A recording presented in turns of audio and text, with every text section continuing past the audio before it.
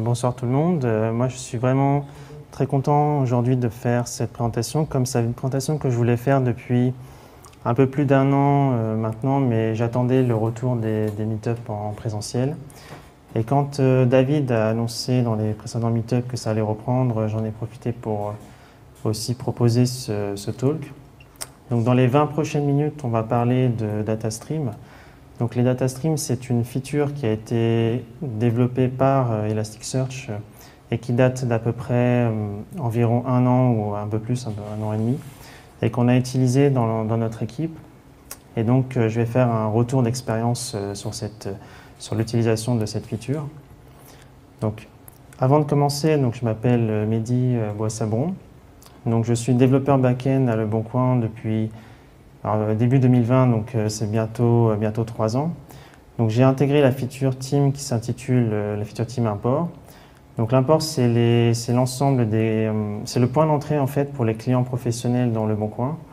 Donc par exemple, on a des API et des systèmes qu'on appelle connecteurs qui permettent de faire en sorte que un client puisse poster ses annonces sur Le Bon Coin et sur les sites du groupe Le Bon Coin. Donc j'ai mis quelques liens également, donc j'ai un blog avec, j'ai écrit 2 articles. J'ai mis le lien pour LinkedIn et Twitter, même si j'utilise assez peu, et également GitHub dans lequel figure la présentation. Alors au niveau de Le Bon Coin, donc, ça fait partie des gros sites en termes de nombre de visiteurs. Donc on a à peu près 30 millions de visiteurs uniques chaque mois et environ à peu près 800 000 annonces qui sont créées chaque jour. Donc c'est également un groupe. Donc il y a les différentes entités du groupe, elles sont dans la petite bande en bleu en dessous. Et ça fait au total à peu près 1500 collaborateurs au total et 600 personnes pour les équipes Product and Tech et 60 feature teams pour l'ensemble des équipes de développement. Donc j'ai mis aussi le lien pour le blog technique dans lequel il y a des articles de Le Bon Coin et la page Welcome to the Jungle parce que c'est ici où figurent en fait les technos qu'on utilise.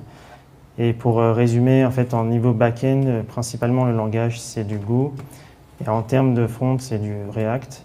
Et après pour les bases de données c'est une base de données Postgre et aussi, enfin des bases de données Postgre et de l'Elasticsearch et du Redis et d'autres choses. Donc, plus particulièrement sur Elasticsearch, nous avons donc 14 clusters qui sont en production.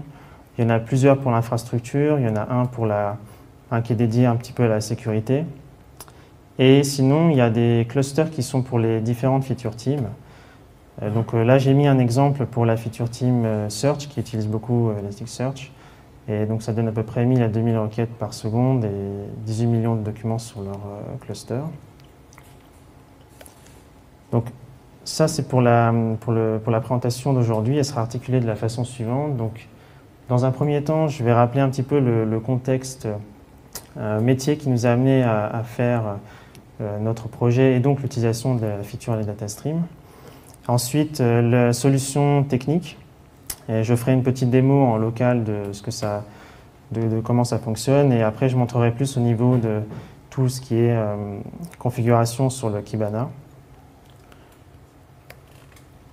Donc, la problématique métier qui nous a amené donc, principalement à utiliser donc, la feature, c'est qu'on a des clients professionnels qui consomment nos API en direct et ils ont un certain nombre parfois d'erreurs en entrée d'API et ils n'avaient pas forcément la visibilité sur le résultat de ces erreurs et elles n'étaient pas forcément regroupées au même endroit, donc ça leur posait des petits soucis là-dessus. Donc, la solution plus produit, ça a été de créer ce qu'on appelle un suivi de diffusion, donc un rapport de diffusion dans lequel on a, pour un client donné, il a ses ensembles de ses annonces avec ses erreurs en entrée, donc avec une pagination en dessous et un front-end qui permet de voir tout au même endroit. Donc ça, c'est vraiment c'est une maquette, parce qu'en fait, j'ai pas mis véritablement la solution, le screenshot, mais ça ressemble à quelque chose comme ça. Donc là, on voit le front, mais ensuite, pour l'implémentation au niveau du back-end, donc j'ai schématisé un petit peu. Donc ça donne quelque chose comme ça. Le back-end, donc on a deux API principalement, donc l'API Datgate qui est l'API principale et une API de feedback qui permet, parce que quand on poste une annonce, derrière on fait d'autres transformations et c'est seulement si elles ont bien abouti que le feedback est en success. Et ces deux API, elles utilisent la même, donc on utilise un client Elasticsearch en Go et donc c'est la même requête d'écriture dans le back-end qui est dans notre cas Elastic. Et on avait une petite contrainte qui était une durée de conservation de 2 mois. Et on voulait aussi un archivage, un enregistrement de ces données dans un S3 dans notre cas. Donc, dans notre back-end précisément, quand on écrit ces différentes erreurs, on avait plusieurs choix qui s'offraient à nous pour Elasticsearch. Donc, le premier choix, c'était d'avoir des index qui étaient suffixés avec une date. Donc notre index, on l'appelle Broadcast Monitoring. Donc c'est dans ces index journaliers qu'on va enregistrer tous nos documents en erreur. Et dans ce cas précis, on n'a pas retenu cette solution de suffixer avec la date parce que ça voulait dire qu'on le faisait dans le code. Et ça ne permettait pas d'utiliser vraiment les features qui étaient proposées par Elastic. Dans la deuxième solution, on pouvait utiliser le mécanisme de rollover. Donc en fait, c'est un petit peu l'ancêtre du data stream et le fonctionnement, c'est qu'on commençait par créer un premier index nous-mêmes, donc on l'appelle broadcast monitoring et ensuite on le suffixe avec un numéro et on attache des policies sur cet index et dès qu'on atteint les limites qu'on a définies, ça va en créer un deuxième, puis un troisième, etc. Donc la raison pour laquelle on ne l'a pas retenu, c'est qu'à ce moment-là, il y avait déjà les data streams qui étaient sortis, mais c'était une feature récente. Et il y a une personne de l'infrastructure qui nous a recommandé d'utiliser plutôt les data streams. Et donc, c'est la troisième solution. Donc, le data stream, il y a une petite différence, c'est qu'on ne va pas poster directement dans des index. Donc, on va faire des paramétrages. Et ensuite, on poste dans un data stream. Et derrière, c'est Elasticsearch lui-même qui va dispatcher en fait, les documents dans le premier index, puis qui va en créer un deuxième si on a matché les conditions, etc. Donc c'est cette solution qu'on a retenue. Donc là, j'ai montré un petit peu le fonctionnement plus théorique, mais je vais vous montrer plus maintenant une démo en fait en local. Donc là, j'ai un Postman j'ai fait un Docker Compose en local pour avoir un Elasticsearch sur le port 9201. Je vais juste zoomer peut-être une fois de plus. Non, c'est un peu trop. Donc cet Elasticsearch aujourd'hui, là, il est vide. Donc il ne contient pas de données. Donc ce que je vais faire en premier, c'est que pour l'intérêt de la démonstration, je vais modifier des settings. Donc on a cette settings-là que je dois modifier parce que par défaut, c'est toutes les 10 minutes que les conditions de création d'un nouvel index sont checkées. Donc là, je vais mettre 5 secondes. Ça permet de pouvoir faire la démonstration plus facilement. Donc la première chose qu'on fait après ça, c'est qu'on va créer ce qu'on appelle une policy. Donc on se place sur le endpoint Elastic qui est _ILM pour Index Lifecycle Management. Donc là, je l'ai intitulé Meetup ILM Policy. Et la partie importante, en fait, c'est le mécanisme ici de rollover. Et donc, il y a 3 conditions qu'on a mis.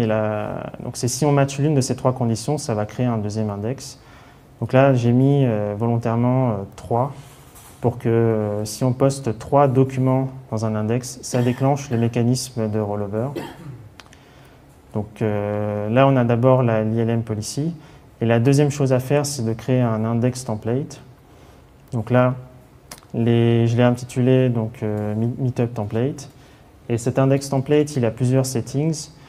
Et donc la partie importante, c'est le pattern et ici l'alias pour le rollover. Et ce qui est important de noter aussi, c'est que j'ai mis directement le mapping dans l'index template.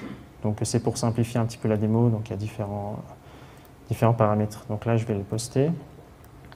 Et ensuite, ce qu'on va faire, c'est que je vais poster 3 documents donc, dans le Broadcast Monitoring Docker, qui est notre data stream, avec un bulk insert pour pouvoir les poster d'un seul coup. Donc il n'y a pas particulièrement d'informations autres que ces différents paramètres. Donc c'est un identifiant, une action. J'ai mis quelques infos pour que ça fasse des documents qui sont un peu plus réels. Donc là, on a posté nos 3 documents.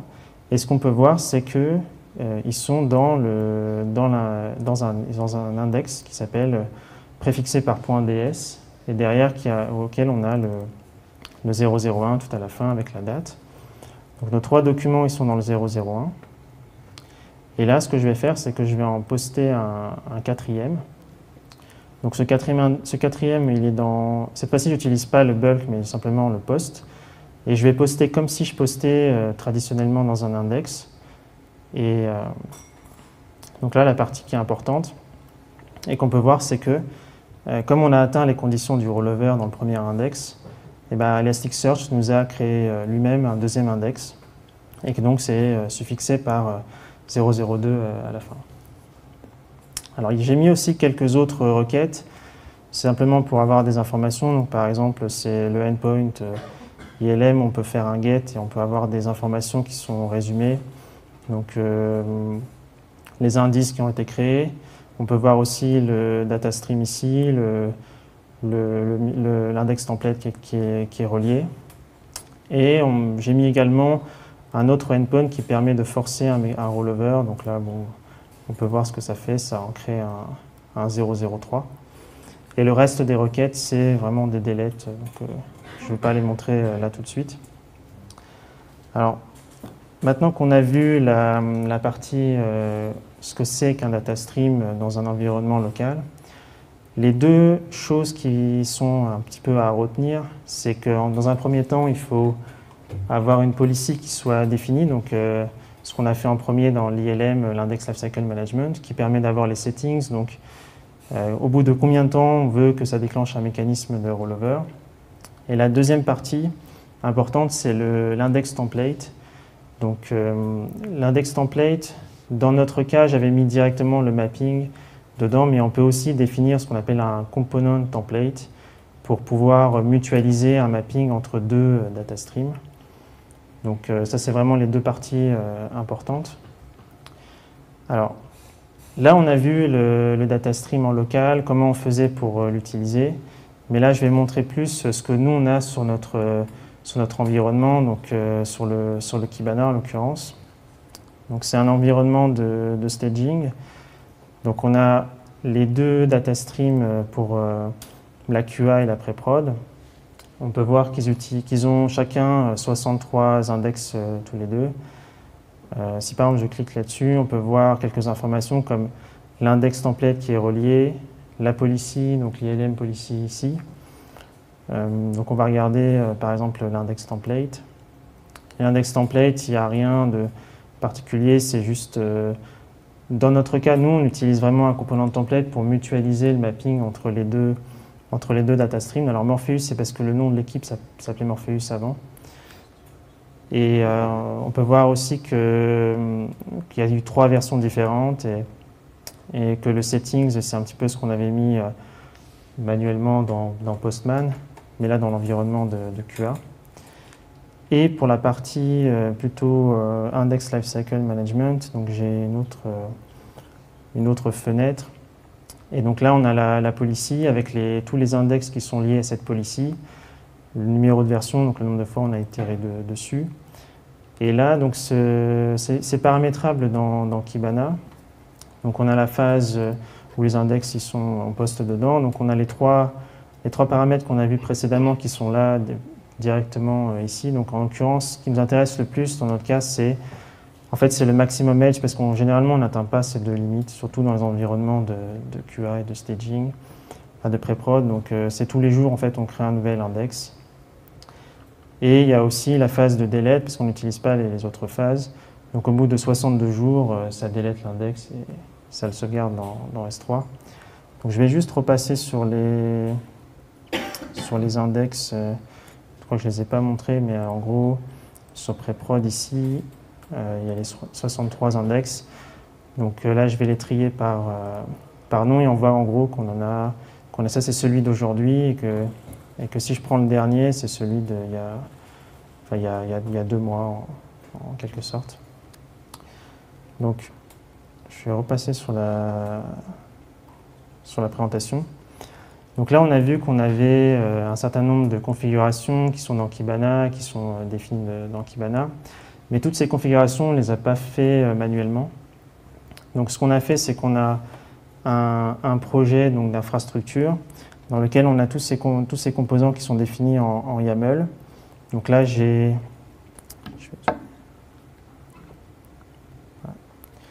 Donc là, j'ai zoomé un petit peu, mais en fait, tout ce qu'on voit dans le Kibana, c'est défini ici.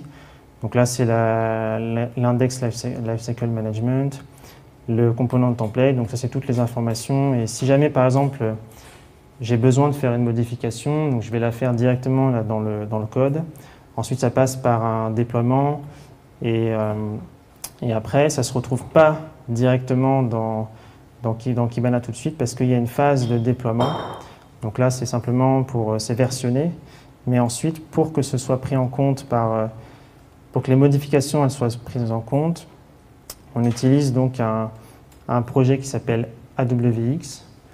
Et en fait, AWX, c'est comme une interface pour tout ce qui est projet Ansible et configuration YAML. Donc là, on a deux différents jobs, donc un pour la production et un pour le staging. Et donc, si j'ai besoin de modifier quelque chose, je le modifie dans le code. Après, ça déploie. Et ensuite, je dois cliquer ici et déclencher un job ici pour que ça soit pris en compte. Et là, on aura la modification. Donc, c'est particulièrement utile pour tout ce qui est mapping. Par exemple, si je veux faire une modification de mapping, je vais devoir passer par ce cycle-là. Et donc, ça permet d'avoir un historique. Alors, voilà. Donc là, c'est ce que je viens de montrer avec le petit projet qui permet d'avoir le code et la configuration dans AWX. Et donc, en conclusion, les data streams, ça nous a permis de ne pas trop avoir à se préoccuper de tout ce qui était historique. Donc, on ne fait que des requêtes d'écriture. Et on a ensuite les index qui sont créés automatiquement. Puis après, on a des policies qui permettent de les archiver. Et on a aussi la scalabilité, parce que ces index-là, ils peuvent avoir pas mal de données. Et donc, on a vraiment une sorte de tranquillité en termes une fois qu'on avait développé notre petit projet, ça a permis aussi de pouvoir répondre à la problématique métier qu'on avait initialement comme problématique au début. Donc, j'ai mis plusieurs liens pour la documentation. Donc, ça, c'est une documentation qui permet de résumer un petit peu sur comment on met en place ces data streams. Et j'ai également mis les sources donc, de la présentation ici. Donc il y a ce que j'ai utilisé, donc le Docker Compose qui est là, un Makefile, il y a la collection Postman qui est aussi en lien avec l'ensemble des requêtes. Et j'ai mis aussi des requêtes curl si jamais il y en a qui ne veulent pas utiliser Postman. Donc vous retrouverez tout un petit peu là-dessus. Et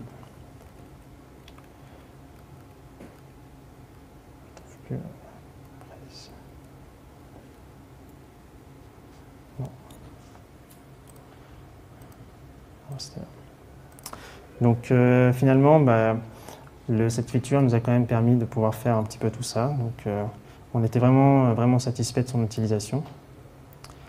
Donc je vous remercie pour votre attention et si vous avez des questions.